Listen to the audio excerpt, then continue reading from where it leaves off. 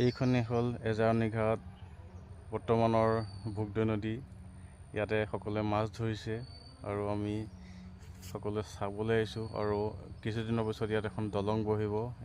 এই দলংখন যথেষ্ট ডাঙৰ হ'ব আৰু ওচৰৰ মানুহখিনিৰ কাৰণে সুবিধা হ'ব।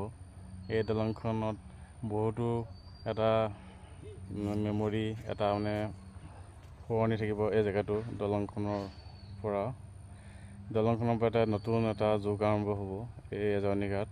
বৰ্তমান এজাৰণী ঘাটত আমি সকলোৱে মাছ ধৰা উপভোগ কৰি আছোঁ। এয়া বৰ্তমান এখন এজাৰণী ঘাট গৈছে দগাঁৱৰ পৰা এখন গাঁৱলৈকে এটা ৰাস্তা যোগ হৈছে। এই ৰাস্তাটো যথেষ্ট বহল হ'ব, ওখ হ'ব দলংখন। কিছু সুন্দৰ পৰিৱেশ, চাৰিওপিনে গছ আছে।